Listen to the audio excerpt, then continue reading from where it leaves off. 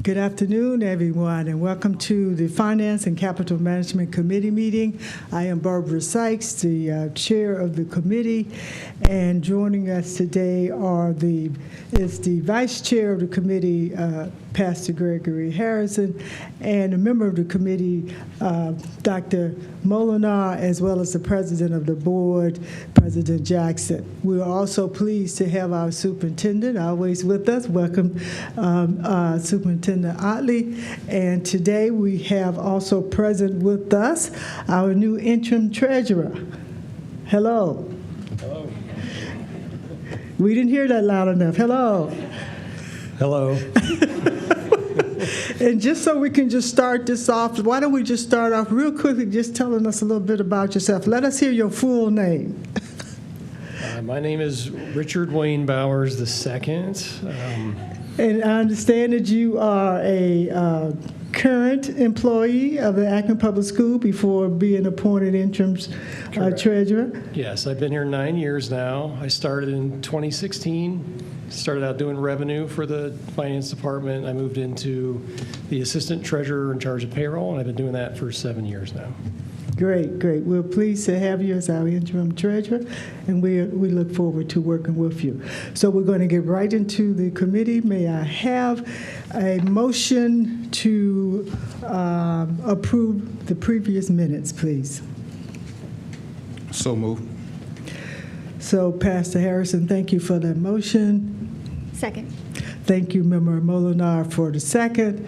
And all those in favor? Aye. Aye. Those opposed? No. And I am doing this today because we have our new interim treasurer, and so this is a little bit different for him. So I said this meeting, we're kind of going to walk you through it. Next meeting, he'll be ready. So let me just start by saying that there have been some individuals who have requested to address the board. And before we do that, let me just ask Pastor Harrison, as a member of Mona, would you please read that little piece there for us? Yes, Chair. Participants will not be permitted to speak on matters related to vendor business matters, formal complaints, grievances, specific students or student records, personnel matters, and/or pending legal matters. Participants must speak on matters related to the business of the board. Please keep your comments to 3 minutes or less. The board will not respond, but will assign through the superintendent the appropriate person to follow up. Thank you, Pastor Harrison. Now, before the meeting started, I said that I know some people you have signed up to speak here at the Finance Committee meeting. We do have a special board meeting after this meeting. However, we would prefer, if you would like to speak now during the Finance Committee meeting as opposed to waiting until the special board meeting, unless you have some strong objections against that. Okay, thank you. Member Molinar, would you call the first person? Yes, the first name on the list is Gerald A. Fisher II.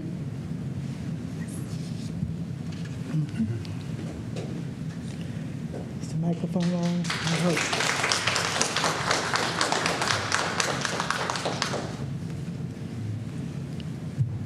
Good afternoon. I appreciate you guys taking time out to hear me. My name is Gerald Fisher II, as very well mentioned. Just turned 48 years old, been an Akron Firestone Park resident my whole life, proud to be an Akron resident.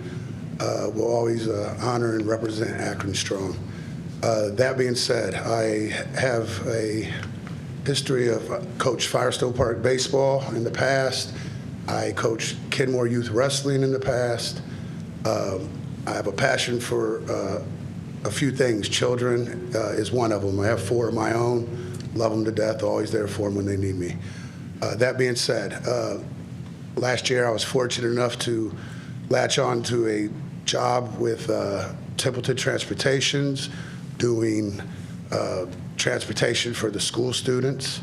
I spent 6 to 8 hours a day with them, got to know them well. Their parents and I clicked. At the end of the year, parents were taking pictures with me. They loved me, loved our company to death, as I did them and did their children. Doing the community a service such as that is an honor for me, and I appreciate having that honor. I have no plans on stopping that. I could do that for the next 25 years and be pleased to do it. That being said, when we started last year, it was my understanding that Templeton was a supplementary company to take over kids that had no routes, no transportation on those routes to get to and from school. That being said, as a supplementary company, I know that we stayed really busy. I myself, as I just said, drove 6 to 8 hours a day, depending on what month and what kids came to me and did, moved out of the district or whatever. But I had that. Going into this year, me along with quite a few others, 70 plus is the number I had heard. We were all counting on, looking forward to, and had jobs to also transport these children this year to and from school. I even have a couple friends that I got into it, and they're excited about doing it. Good people. I got to meet a lot of them over the time, and they've all got good hearts and great people and churchgoers, and it's just our community. The Templeton community is a great, blessed community. I just wanted to give my concern out that I was told that we may not have jobs coming up in 3 or 4 days due to other reasons, to my unknown. But that being said, I'm concerned and really confused on why that is, because I have a family to feed. Thank you for your time.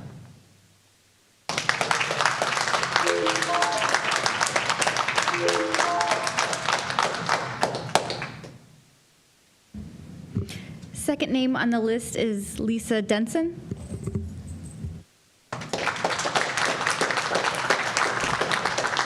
Hello. Good evening. Thank you. I appreciate the time you're taking to listen to our concerns today. I did email and left voicemails for each of the members of the board, so you can basically see what I'm going to say in writing if you choose to read that later. But I'm just going to take an excerpt from that. The heading of my email is urgent, request for clarity and support in APS van transportation rollout. I won't read the first half. That's about how I became a van driver. But I will start here. In fall of 2024, I attended an APS job fair, and I was a substitute teacher. It was rewarding, but I found it difficult to balance the classroom demands with caregiving, which I do for both my mom and my grandson. A friend suggested I consider van transportation, which would let me be present for my grandson. He's neurodivergent, and I could still support other children in our community.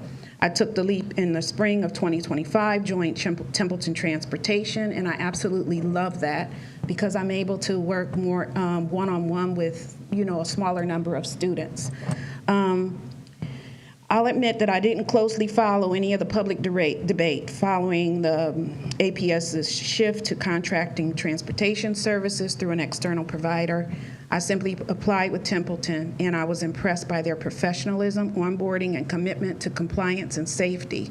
I have more than 20 years of independent contracting experience, and I could recognize their organizational integrity immediately. But as the school year starts just days away, it appears we are facing confusion around how van routes are being assigned. So I came today to kind of ask for your help in understanding that and clearing the way, clearing that path. From what I understand through public reporting, the initial rollout was bumpy. There was some issues. But after much public debate, I think the board made a wise decision to amend the plan and include 2 transportation vendors. So despite that decision, though, Templeton drivers have not received any student route assignments for the coming year. And that raises several important questions. Okay, so I'll just go through my questions. What is the board's intent for both companies to receive route assignments concurrently? Was that the intent? Is Templeton considered a supplemental provider? And if so, was that clarified in the contract? Why haven't any routes been assigned to Templeton as of today? What criteria are being used to determine assignments? And why does there appear to be a disconnect between the board's directive for 2 transportation providers and how it's being implemented? On behalf of the families that I've served and I hope to serve this year, I respectfully request your swift and clear direction to resolve it. Thank you.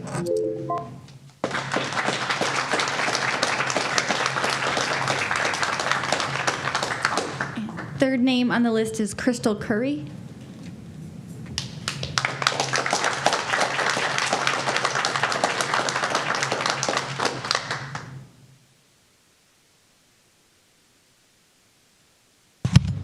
Hello, Superintendent, members of the board. My name is Crystal Corey. I'm a lifelong Akron resident. I attended Firestone Park Elementary, Roswell Kent, and Garfield High School, class of 2007.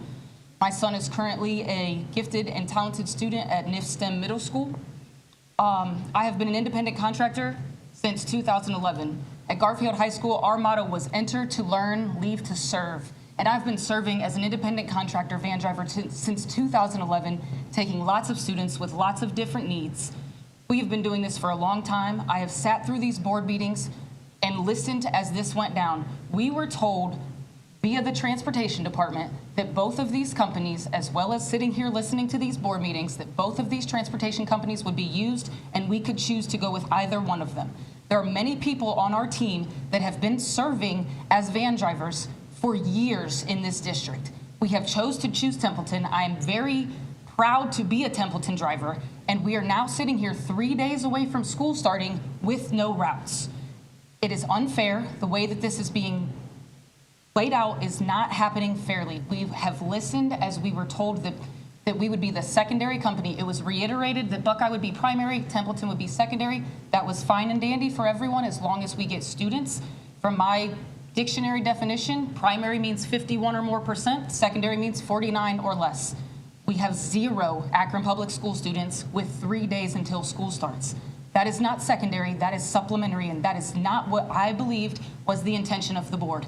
I was very pleased when the amendment was made mid-meeting to say Buckeye and Templeton will both be used. We have sat quietly through all of these meetings at the request of the board that we are not to speak about this. We have listened as the other drivers have. I have been on that team. I have been on the entire team for this district fighting, and we do not understand why 3 days till school we are still with 0 students. This is unfair. I have a child to provide for. I love this job. I love the ability to be able to spend the summers with my child and still do this.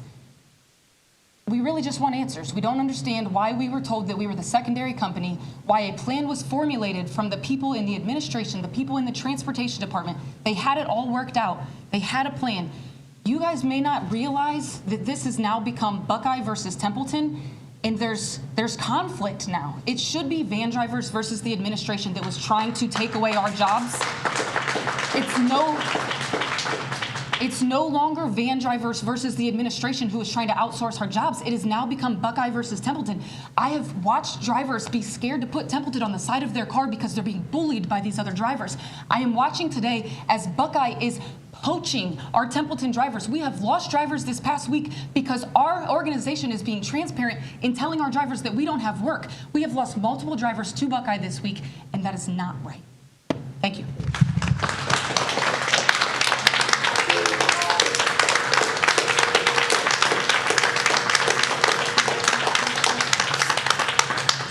Thank you very much. So as you heard, we will not respond to this. However, we will refer to the administration to speak with any individuals that would like to speak to the administration about this and try to bring some clarity to this. So we had 3 individuals to sign up, so there's no confusion. If you were planning on speaking during the next meeting, this would be the time you would need to speak. So is there anyone else that would like to speak on this? If so, would you please come forward? We would need to speak at this one, yes.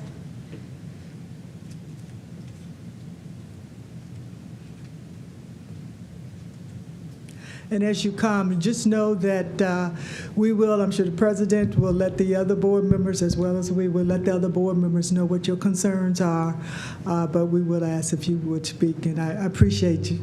Appreciate you doing that for us. Thank you. Could we have your name, please? Stacy Bergdorf. Could you spell your last name for us, please? B as in boy, E-R-G, D as in dog, O-R, F as in Frank. Great. Thank you. My name is Stacy Bergdorf. I have driven school transportation for APS for 25 years. I felt very secure about my job until 22-23 school year when APS, without the driver's knowledge, hired a company agreeing to pay them double what they were paying the APS drivers and giving them first dibs at the routes, leaving only leftovers for the veteran drivers, some without a route at all. The drivers came to the school board asking for answers and to consider our loyalty and experience to APS. Dara Jarvis Templeton and her late mother, Sandy Jarvis, were longtime veterans to driving van for APS as well. Dara has had a business with Canton Schools routing all their vans for several years, in addition to driving for Akron Public School. When Dara heard from Akron drivers what was happening, she wanted to help the drivers and friends she worked alongside for years. Akron, too, was trying to switch to a company at the advice of the state. However, they were excluding all the loyal drivers that had serviced them and their students for 20-plus years. Templeton Transportation submitted a contract to APS for a lot less cost to APS, as well as hire all the current APS drivers and paying them more. A large number of drivers rejected her offer, wanting to remain independent drivers.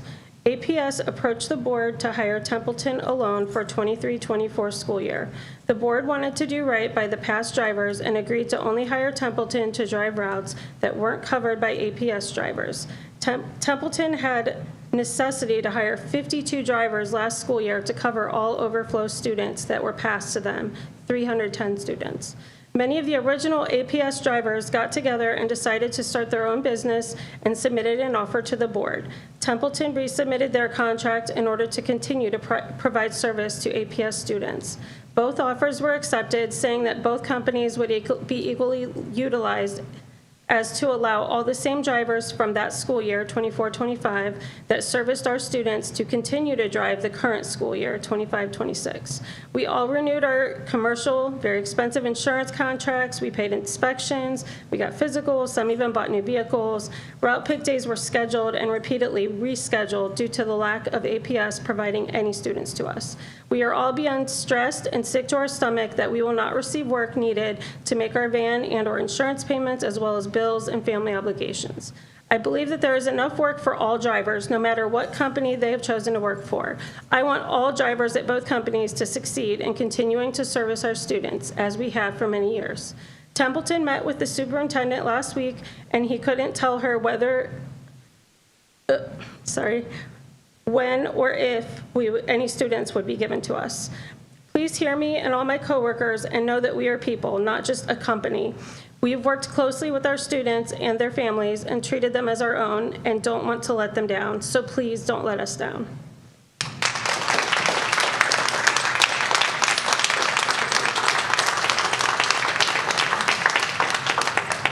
Thank you. So we are about to go into the Finance and Capital Management Committee meeting. As I said, we will immediately go into the regular, the special board meeting after this. You are welcome and encouraged to stay.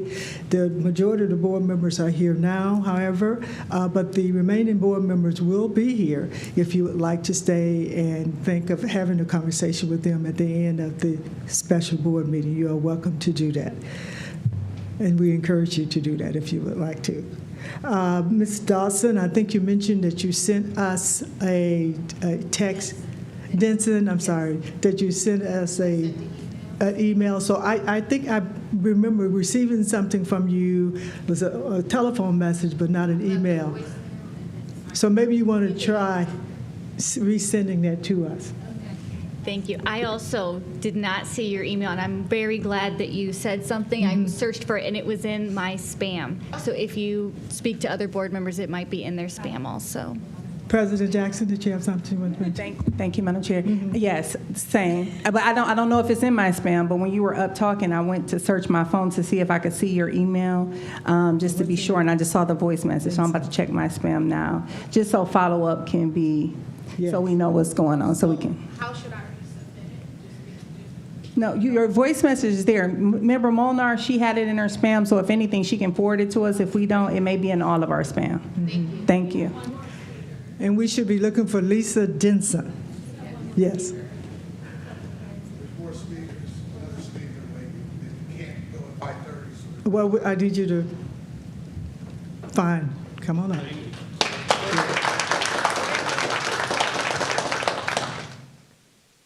Hi, my name is Angela Gardner, and I've been a van driver for 10 years, taking a few years off. I returned last year and drove for Templeton. I formed some great relationships with students and parents and teachers alike. I've even had grandmas contact me saying their child wanted to come back in my van and asking for transportation phone number. I've had a teacher wish I could be the van driver again as well. Please allow me and my coworkers to continue to impact these students and continue a relationship we built with the teachers as well. Thank you.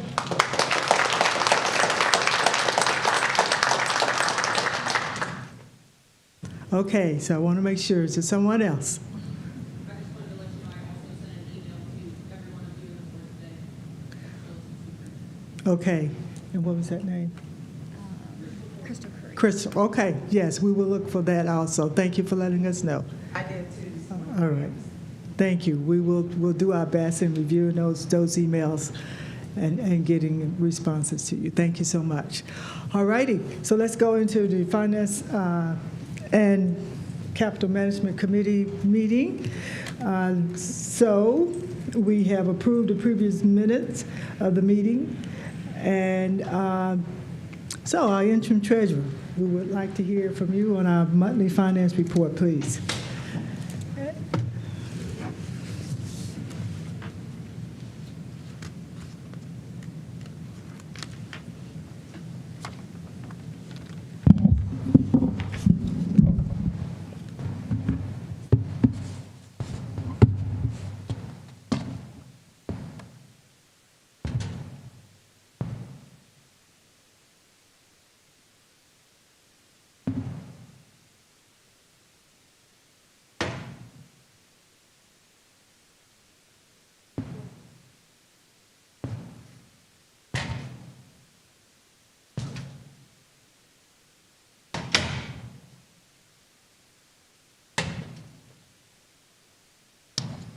Good evening, Member Sykes, Reverend Harrison, and Dr. Molnar. We're going to be looking at the July financial report for Akron City Schools. We're going to start on page 3. You can see the blue tile here. This is the total revenues for the month, or this is the change in revenues for July of 24 versus July of 25. This page is an overview of where we are at the end of July. So we begin by comparing the July 25th actual revenues and expenditures to the same for July of 24. And as you can see, timing is key here because we've only got 1 month that we're looking at. So we're $7 million higher this month than last July, and that's because we received some tax payments earlier this year than last year, and you can then see that the total expenditures for July were lower than last year. Last year in July, we had a textbook payment we made in the month of July that we did not make this month. And the cash balance is lower this year, but we're expecting that as we work down our cash balance. Revenue is trending a little bit higher. Now, again, this is just 1 month's worth of data. So a $16,000 favorable variance versus last year. It's not much to go on for 1 month versus the whole year. So, and then expenditure trend is also favorable compared to the forecast for last year. And the net potential trend is negligible compared to our $460 million budget. So this bar chart here at the bottom shows the ebbs and flows of our cash in the general fund over the course of 2 years. The gray bar is the fiscal 25, and the blue bar is the actual cast for this year so far through June, and this goes through June of 26. And you can see how our revenue comes in and out. In the fall, we'll receive our full settlement for taxes, and then we'll eat away that balance towards the end of January, and then we'll start to get some advances on that again through February and March, and it'll go back up, and then we'll start to eat that away again. On the next page, this is just more detail. These next two pages dig into the actual revenues and expenditures. And again, we had talked about how the property tax collections from the county change year to year based on when the county receives payments from the taxpayers and banks. Additionally, this represents this revenue is also representing the additional levy passed in November.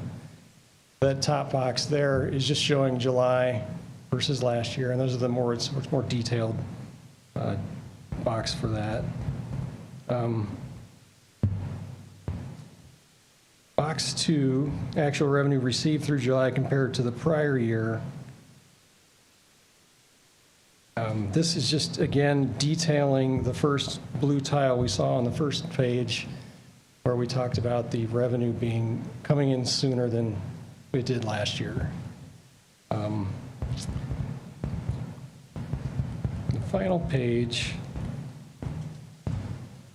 this is where we should keep our focus. It compares actuals plus projections to the May forecast. As you can see, there's very little variance compared to the forecast. We will continue to monitor this page closely as we progress through the year. That's still the third page, sorry. This is the last page here. This is what I was mentioning. Our revenue trending is positive, and our revenue expenditure trend is also positive. But again, it's only 1 month, and this is comparing it to the forecast, so we're projecting against these numbers here. Now, right now, we're only off 0.01% to our forecast, and it's not even calculating a percentage for the revenue. Are there any questions on that? Thank you. Are there any questions? No questions. But we're still dealing with our temporary budget. Yes. Still, you want to make note? So we have approved our temporary appropriations resolution that went into effect July 30th, and then on September 30th, we'll adopt our final appropriations resolution. Right. So you're saying that the state of Ohio has not given you those final numbers yet? Right. The final budget. We developed those numbers over the summer based on any changes that we may have found between June and September. Mm-hmm. And from what the legislators voted in. Yes, and we're monitoring that very closely, House Bill 96. Yeah. Yeah. So when do you expect that we will have our permanent budget? We have a board meeting, I believe, 9:15, so we're going to look at it at the 8:20, whatever the next Finance Committee meeting, 8:15, I think. Okay. We'll look at it then, and then we'll get it into the board meeting right ahead of that. All right. Great. Thank you. All right, let's go into the just a real quick overview on where we are with the 5-year forecast. Okay. So House Bill 96 became effective June 30th, and they revised all the deadlines for the forecast submission. The initial filing is now due by August 31st, and then in February, they've moved it up to February 28th. Now, for this year only, the forecast is due October 15th, so we have a little bit more time. We have 45 more days to get it in place. We do have a Finance Committee meeting scheduled for 9:15 and a board meeting scheduled for 9:22, which allows us to get that in place in time. We are working on the forecast right now. We pretty much have it nailed down, so we will have that soon, and then we can start talking about it. Okay, so we should bring that before the committee. We'll take a look at that, and then we'll have enough time to bring it to the full board so that we can approve the 5-year forecast in October. When is it due? Is it due the first part of October or last part of October? It is due October 15th. October 15th, middle of October, okay. Yeah. Right. in the So middle. yeah. Okay, and next on the agenda. I'm sorry. It looks like I have my dates wrong up there. So if the initial filing is due August 31st this year, I think our Finance Committee meeting is, I'm sorry, this looks wrong to me. Okay. Because we can't have the Finance Committee meeting after the, No, we cannot. right. So at the 8th, Do you think it's actually in October, or do you think this is a misprint? I think, I think it is It's October. October. where's all these? Do we have the dates for the? It's October. Oh, don't worry about it. Don't worry about That's it. correct. October. Yeah, this is October, so we're the main thing we're concerned as a committee and a board is that we're on schedule, that you would have enough time, you're working on it now, that you have enough time to submit it to the committee, we'll have Yes. enough time to talk to the president and other board members, and they will have enough time to review before you ask the full board to vote on it. Right. That's what we want to be able to do. I'm just nervous. For some reason, my brain was telling me September Don't was worry after about it. October. Don't worry But it's about good. it. We have enough time. Yeah, we'll have enough time. Okay, that's fine. And then let's look at, we talked a little bit about the performance audit Yes. and whether or not we wanted to do a real serious performance audit. Could you give us a little bit of information on what that would entail Sure. So, and the costs? yes. Yes. So we can start with the cost. So our financial audit costs about $60,000 a year. Ooh, And I would imagine that a performance audit would cost at least that much if we did the full-blown performance audit. These are the areas that they would focus on. We have a financial management, human resources, facilities, transportation, and food service.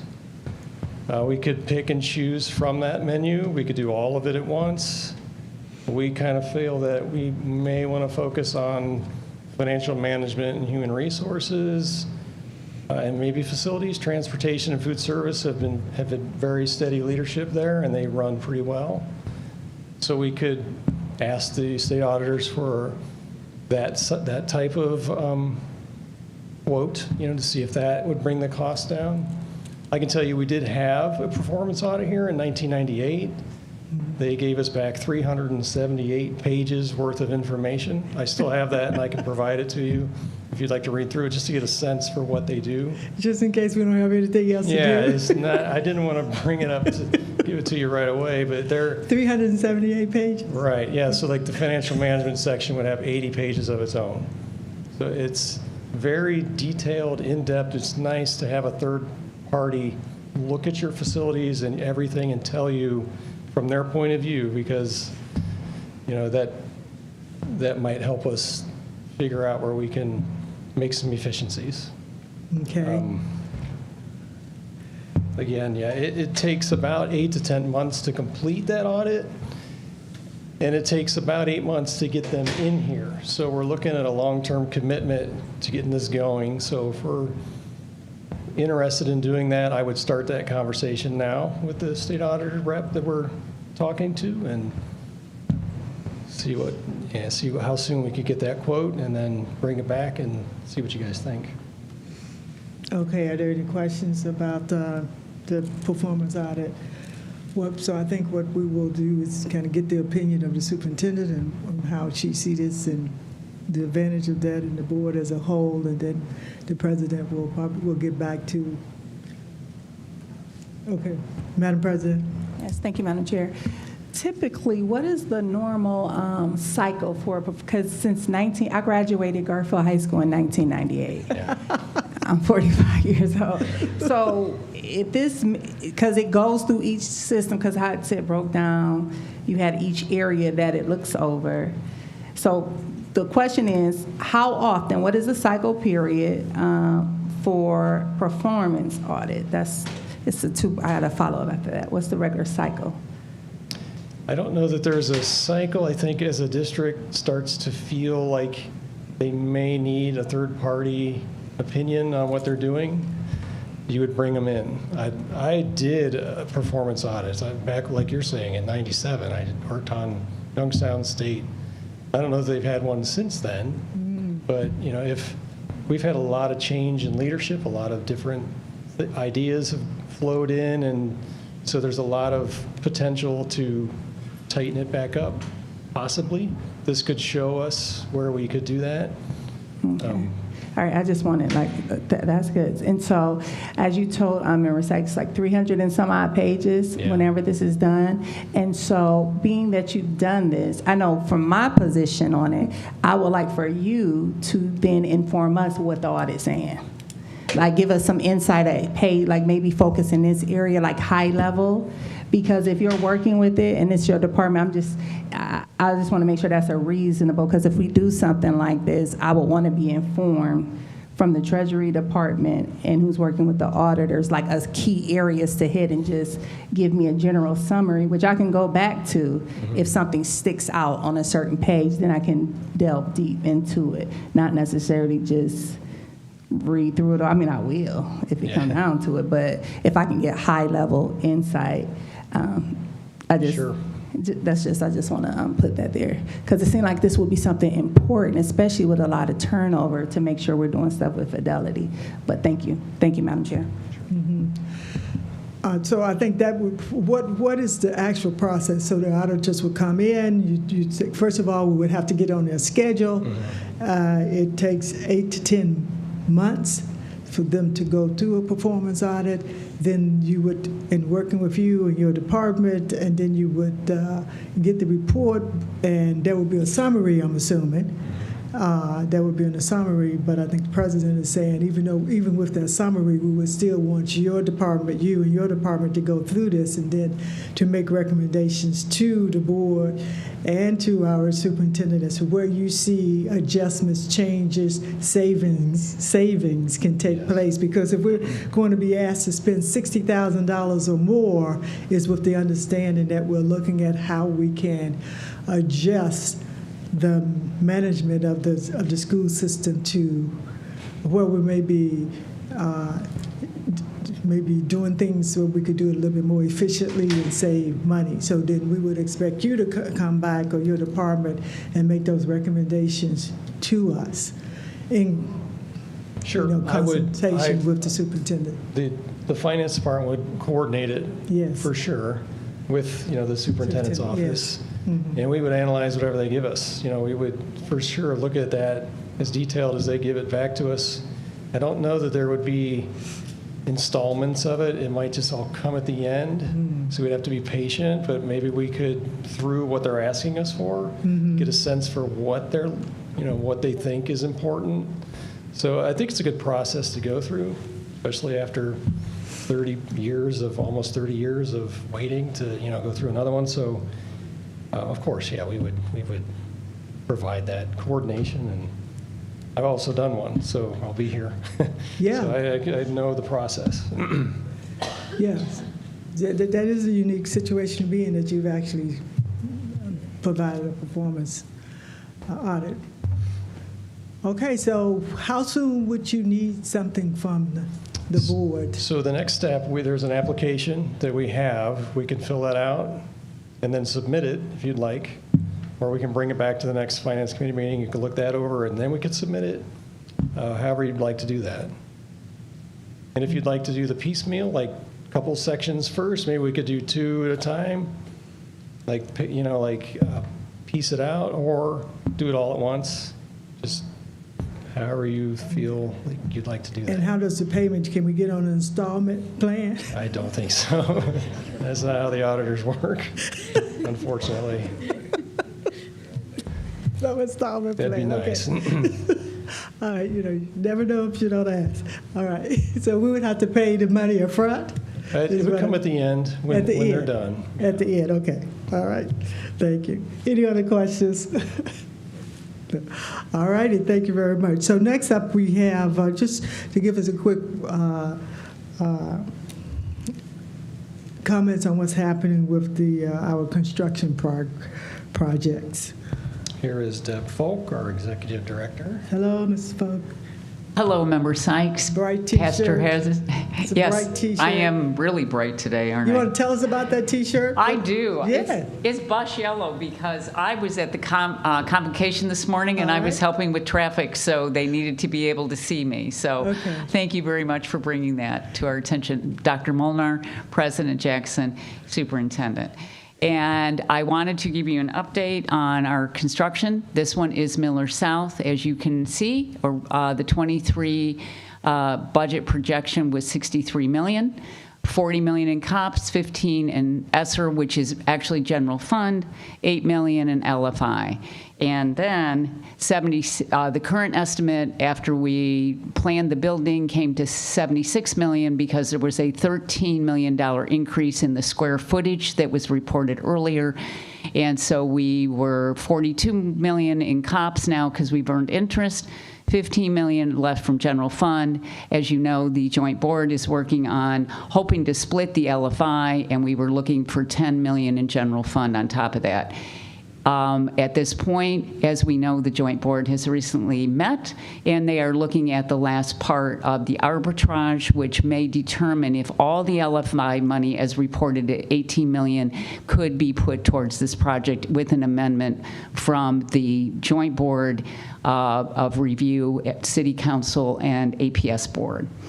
The next item I have for you is just an update from the core team working on this. Please be aware of the schematic design for the floor plans and property layout. Version 3.0 is on the APS website. The design team has now moved into what is called the DD design process to work on the plans for inside of the building. This is where you get the renderings that you often see on how a classroom will look, how your hallways will look. And then the last is we have started to request to set up a community meeting because you heard they had one canceled in April, in early September to get feedback on the DD designs that are rendering to this display. On the right side of this slide is the budget sheet that was asked for. Mm-hmm. And I just was putting it together so that you could see the parts and pieces that make up the budget. At the top are what we call the hard cost, the construction of the actual building. The non-construction soft costs include actual items that you need to budget for this particular item, and then construction, including your design firms, your other items that are there. You have a copy in your packet. The construction soft costs also include all the testing items as you go down. And then obviously we've already done the abatement and demolition of Kenmore, so that is already completed. I'm sorry this page wouldn't take the last item that was on the page in front of you. You can see a difference of 15 million. So if the LFI funds do get to come to us and the full capacity that we hope is there with no arbitrage, we would have not only the amount to cover this particular project, just a little over that could be also put towards other changes that come as part of a project. The second item I have for you here is an update on the Buchtel Press Box project. The board has approved. The design firm is Huss and Staub Architects. The approved budget is $1.5 to $2 million for this project.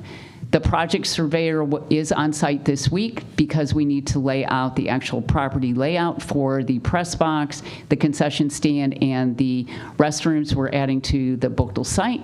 The design team is to meet with the Buchtel team on 8/26 of 25 to introduce themselves to the principal and the staff that are in the building. This will start this outreach to get them to know who this team is, and then we will also include the students and athletics as we move forward in getting that information. The design firm now needs to have a CMR, or construction manager at risk, and those interviews will be held on 8/29 of 25. We have a team of 7 people from APS that will be working with legal counsel as well as Hassenstab, who have no vote in this, to vet those 3 firms and to make a recommendation to the board. As you well aware, when that comes to you, it will be ranked, and if approved, we will start negotiating with the first #1 ranked firm. This hopefully gets done in this fall so that we can start breaking ground in the spring, in March or April, with a goal to hopefully have this project done in the fall of 2026. Thank you. Okay, that was a lot of information that you gave us there. Questions from the committee members, I'm sure. Member Molinar. My first question, you mentioned that there's a community meeting planned for September because of a community meeting that was canceled in April. Yes, that's for the Miller South one. Yes. Who is invited to the April meeting, or I guess more importantly is who are we planning to invite, or how are invitations planning to be communicated for the September meeting, and where will this be posted so interested parties can We attend? are asking that through Superintendent Otley, that outreach be made to use the community center in Kenmore, and we're looking to work with ward council person Boyce. So to see if we can coordinate with her, and then it would be any community members, staff, students, parents, family members that are associated with this project. We wanted to make sure it was mid-September because we needed school to open and people to be available to hear the announcement. Member Molinar, follow up. Member Harris. I have a couple questions. The Miller South first. Let's go to Miller South Pfeiffer. Yes, sir. The timelines, and I know with construction it's hard to actually get a exact timeline, but we need a projected timeline. Because as we wait, as we continue to do these things, time is money. So do we have a timeline where we are looking to have things done by this date, by this date, by this date? Projected timeline is a little bit of twofold. We have been advised by the city of Akron that there is a major sewer project that will be taking place around this property. So we are working with H.M. Miller to allow them to lay property sewer items on this particular location that now has a baited building project in the fall of '25. Moving forward, we are looking to hope to break ground as the weather opens. Us allow that in March or April of 2026. We hope to then see the construction move forward with a planned opening of the building to take possession by students and staff in August of '28. Okay, thank you for that. I guess the timeline that I am looking for is actual construction projection. Okay, so we want to be here doing this by this date, this by this date, and this by this date. And that's your construction manager at risk, and they're working on the Gantt charts right now. This core team meets every 2 weeks, and our next meeting is on Wednesday, the 20th. Okay, thank you. Madam Chair, I don't know if this is a question for the treasurer. We mentioned the certificate of participation. Yes, that we're sir. gaining interest on that fund. Are we making payments? And if we are, what is the payment amount? We are not making payments yet. We just received the money to pay off the first round of the COPS money. And so we're financing short-term, like a line of credit kind of situation right now, and then we will eventually finish the project and then begin to pay off At the end the of project. Okay. Yeah. All right. Thank you. Madam President, you have a question? Okay. I just want to note that I'm still kind of perplexed why we have not heard about the arbitrage from the city, and why we do not know the answer to that question yet. At the joint board, Ms. Sykes, Mr. Fricker from the city said that he and Dr. Thompson had gone through the original up through 22, and there was nothing necessarily that was arbitrage fine. The second part was now being proposed and worked on. He hoped to come back at the end of August to go from 22 up to date, and he should report that out at the end of August of 2025. So we hope to hear, I would think, in the next few weeks. I would think so. I'm still, And we can certainly have myself and Mr. Bowers reach out to Mr. Fricker. that would be good, because the sooner we know how much, if any, monies we can receive, then the better planning we can do. Because as you said, we're seeing that it's at $15 million now. And if that's the case, then there will be significant funds there to pay the overrun costs. And so that would be really nice to hear as soon as possible, Yes, ma'am. because it's been a while. It's been a while. Okay. Thank you. And please let us know if we need our president to reach out to find out just what's happening with that, because we really do need to know. And then, so with the book to press box, so $1.5 million is what we have. $1.5 to $2 million. That is in our capital. 1.5 to 2 is what's in the capital budget. What's in the capital budget for this year. That is correct. Okay. And so with the Kenmore project, so you're saying that Kenmore is totally demolished? Yes. So if you drive by, you won't see part of the building standing up? No, in it's the air? beautifully depleted and grassed and all set up. Thank It you. is to still have security fencing around it, though. And I know the community thanks you, especially the people that live right across the street from that school. I know they really, they must be excited that has been demolished. I think that's it for me. Madam President. Yeah, Ms. Falk, just for a point of clarity, because I'm trying to make sure I didn't miss a meeting. Because you referenced that Mr. Fricker made a comment concerning the arbitrage at the last JBR, and I don't remember any such statements other than they were looking into it and to get back with us, but not a statement that nothing was found with him. And He I said never there remember was that. no fine up until 2022, and he was looking from 22 to present to see if anything was a result from that. And I think we could refer to the minutes of the meeting for that. Yeah, no problem. I was going to do that. Thank but you. Thank you. Thank you. If there's no more questions, thank you very much. You're welcome. So real quickly, if we could talk quickly about the bond anticipation and the notes and where we are with that. So this is really a placeholder. We just talked about how Thursday of last week, we received $27.5 million Okay. from the Stiefel and Nicholas, and that paid off the first round of the notes that we issued, and then we were going to use this money in the short-term financing for the project costs. That's it. Yep. Okay, thank you. If there's no questions, Madam President.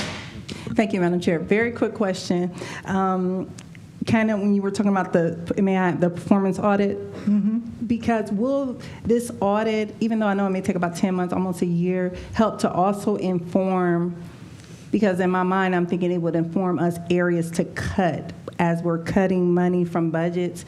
Is this that type of audit where we can see absolutely where we can be lean and save money over the course of 3 to 5 years? Yeah, they would compare us to comparable school districts and tell us if we are heavy in areas or not. Yes, so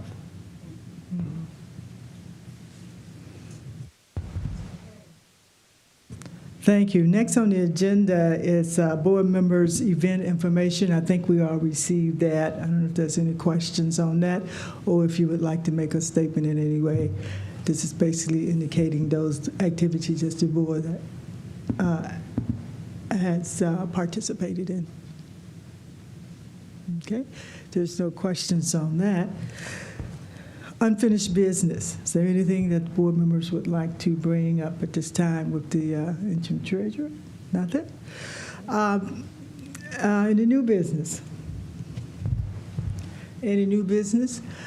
I did, Madam Superintendent, yes. I'm sorry, Madam Chair. Under old business, I did want to address two things that were mentioned actually today, if that's Yes, okay. please. One is I did have an opportunity to meet with Mr. Bowers, and we did talk about the possibility of doing the performance audit over certain areas where new staff members we're waiting to hire, that it would be good for them to inherit information that they can use. And we do have, depending on the cost, we do have a funding source from our Northeast Ohio. So if we could just find out the cost, we could see it, work it into that budget possibly, so that those reports could be on hand once new staff has been hired, would be what I would like to recommend. Wonderful. Okay. The other is with the, we may want to see if JBR get a date for that once we know if anything is owed, so that the city council would have an opportunity to do what they have to do before they would come before the JBR, because I thought that's what the mayor said the last time, is that they need to vote as well.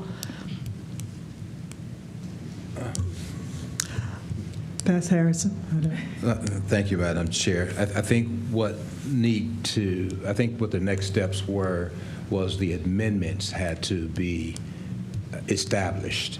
And so ultimately it does have to go to City Council, but we have to look at the amendments. And now that we have General Counsel, of course, we can catch our counsel up on it so that the amendments can be agreed upon. But the next steps was the amendments after we find out the total cost, and then it went to City Council. The language of the amendments, I think it was the next step. It's just that usually it takes so long, some time for us to come to an agreement on when to meet. I just thought you may want to start conversations as soon as you're ready. Mm-hmm. Thank you, Madam Superintendent. Great recommendations. Thank you. We appreciate that. Okay. If there's nothing else, we talked real shortly just about our computer systems and scamming and what's happening with that, because the state has informed us that if we find ourselves in any situation with our system being compromised, that they will not recognize the cost in writing our system. Did you find out anything else on that? I did. So they have passed a new cybersecurity program. Yeah. By September 30th, we have to begin reporting any incidents of cybersecurity to the Auditor State's Office. Mm-hmm. And then by June 30th of next year, we have to have a policy in place. We have started looking at this. I talked to Doug today about a pilot program that she is already involved with that gets us further down the road than I thought we are with regards to a policy. So we're looking pretty good, and I mentioned it to the tech team. The other day, I gave them a PowerPoint from the state auditor's office, so they're aware of this. And we just, to your point on the ransomware payment, so if we were held for ransom, we couldn't just pay it. It has to be board approved. So that's one of their rules. Right. So that's why I wanted to bring this to you. The board may have remembered that one of the former treasurer, one of the statements that he made at the end of his last meeting was that the legislators had passed legislation saying that if we had to pay ransomware, that the state would not see that as an allowable expense. So we want to make sure that our system is as tight as it could be and that we're doing everything that we can do in our IT system to make sure that we're not compromised. And you may remember just a few months ago that Cleveland really was shut down. Their city hall was shut down for at least a week, maybe longer. And I know the same thing has happened in Columbus and a number of other municipalities. So we just want to think ahead, plan ahead. We do have insurance in this area. Okay, good. It has a $50,000 deductible. So anything over that, we would obviously pay the deductible. Okay. But hopefully that never happens. Hopefully it doesn't. Yeah. Any comments? Madam Chair, thank you. And the last comment doesn't make me comfortable. Hopefully, Yeah. so I mean, there's some preventable things that we can do. We have been working with the interim director of IT. I think we need to move expeditiously to fill that position so that we have some subject matter experts in place, so we as a district can do all that we can do to mitigate our liabilities in that area. So, yeah, hopefully, I'm all for hope, but I'm all for preparation to make sure that we don't need that hope. Amen. Amen. I agree. Did you have something you wanted to add? To that preparation, the former executive director of IT, myself, and his team put together, and you've heard us talk about E-rate. We have been selected for a federal pilot on cybersecurity. It runs for 3 years. We have worked on that particular program. We submitted what is called the 470 form out for bids. So these are firewalls and things that you need. It was posted on Friday night. It runs for 28 days. It will come back, and if it is successful with your approval, those items will be substantially covered in reimbursement under this program, more than likely possibly up to 90% of its cost, because that is based on your federal standard for your meal program. So we are hopeful that we will get good responses and move that forward, but to Pastor Harrison's concern, these were very specific firewalls and items that we asked for that we do support, and we have to supply in questions to our insurance company when we annually apply for cybersecurity insurance. So I wanted to let you know that that's out there as well. Thank you. Wonderful, thank you. Happy to know you're being proactive. We appreciate that. If there's nothing else to come before the board, before the committee, then this, I'd like a motion for the Finance and Capital Management Committee to adjourn. I move that we adjourn Finance and Capital Committee meeting. Is there a second? Second. All those in favor? Aye. So the ayes have it. So the Finance and Capital Management Committee meeting is adjourning at 5:32 p.m.